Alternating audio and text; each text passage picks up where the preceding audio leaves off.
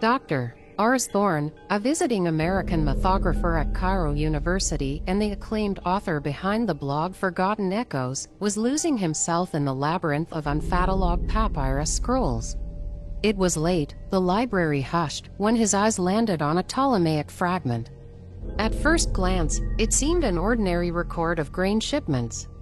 But a marginal note, scrawled in Demotic script and barely surviving the ravages of time, seized his attention. The faded words spoke of the true price of Happy's bounty, and of a veiled virgin, not for marriage, but for deep slumber. These phrases struck Ars as chillingly discordant with the sanitized accounts he knew of Nile rituals, which typically depicted Happy, the god of the Nile flood, as a benevolent provider of life and fertility, demanding no blood price. Traditionally, offerings were limited to food, flowers, and small statues, not human souls. Ars mused on the dual nature of the Nile. Egypt's lifeblood was the source of the annual flood that fertilized the land, yet also a powerful, untamed force. The flood, while a blessing, could turn disastrous if the delicate balance shifted. The Nile wasn't just a river. It was a worshipped and feared entity, capable of both bestowing and extinguishing life. The fragment particularly piqued his curiosity by mentioning a term he hadn't encountered before: the Night of the Crimson Drop. This was a name linked, the text hinted, to the ancient belief in a miraculous drop that caused the Nile's rise, a tradition celebrated in various forms throughout history. The discovery of this seemingly new, distinct ritual name, the Night of the Crimson Drop, suggested that documented history might be just a surface layer, concealing darker truths beneath. What is forgotten isn't necessarily gone, and this name could be the key to uncovering buried ritual practices. In many folkloric traditions, knowing the true name of something grants power over it or reveals its suppressed essence. A sudden shiver ran down Ars's spine. The lamp flickered violently, as if the archive itself held stifled breaths. For a moment, he didn't feel alone. Something unseen, unnatural, was watching him. The papyrus fragment consumed Ars's thoughts. He threw himself into research with a feverish intensity. His modern Cairo apartment felt a stark contrast to the ancient secrets he was unearthing. He found scattered references to a Bride of the Nile myth, but the details were contradictory, often appearing to have been refined and beautified over time. Ars reviewed the traditional narrative attributed to Amr ibn al-As, the commander of the Muslim conquest of Egypt, who is said to have abolished a barbaric custom of sacrificing a virgin to the Nile to ensure its flood. Accounts claim the Nile ceased flowing after this prohibition, prompting Amr to write to Caliph Omar ibn al-Khattab, who sent a letter that, when cast into the river, caused the Nile to flood by God's command. But Ars also encountered the views of modern Egyptologists, like Bassem el-Shamma, who strongly doubt the historicity of human sacrifice to the Nile, suggesting it's a legend that perhaps originated with the Greek historian Plutarch or was later exaggerated for tourism. El-Shamma specifically highlighted contradictions, such as the supposed request by Coptic Christians for the continuation of a pagan rite contrary to their beliefs, and the impossibility of the Nile rising 16 cubits overnight. This conflict between historical accounts and modern analysis deepened the mystery. Was a real ritual stopped? Was a legend simply given a new narrative layer? Or, most unsettlingly, had the true ritual been pushed into deeper crypts of forgetting? Ars delved into the later practice of casting a wooden doll into the Nile instead of a real girl.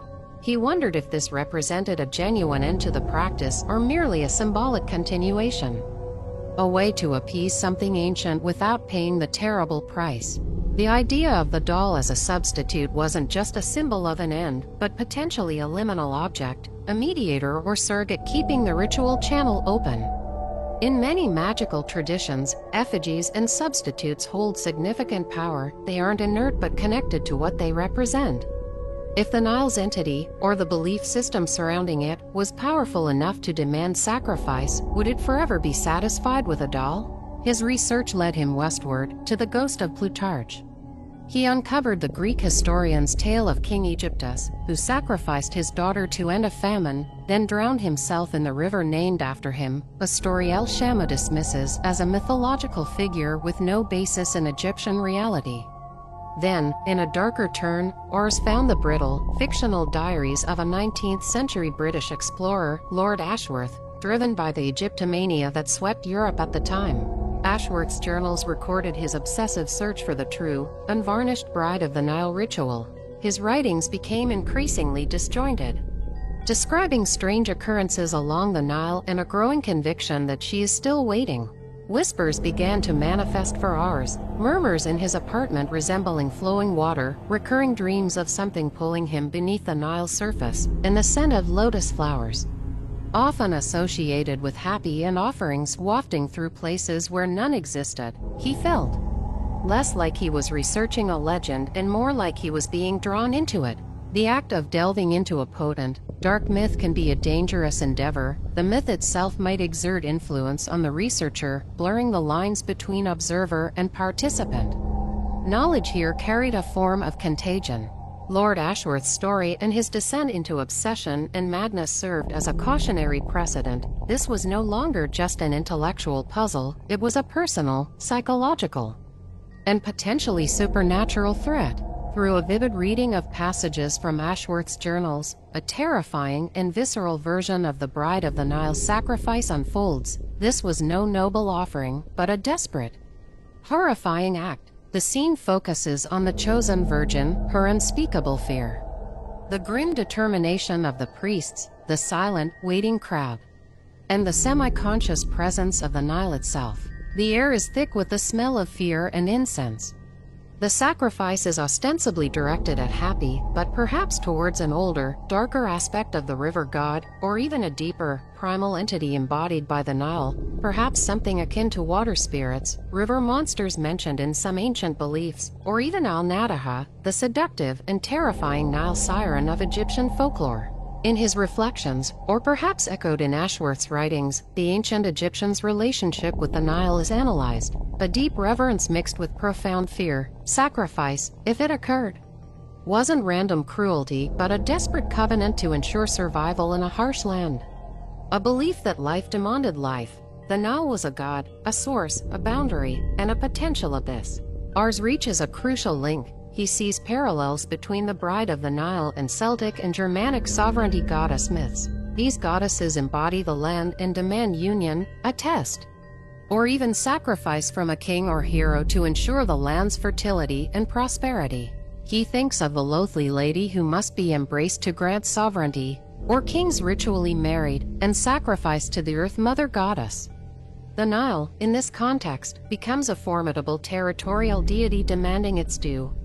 Irish river myths, like those of Boann, whose drowning or merging with the river led to its creation, closely link women, water, power, and the quest for knowledge.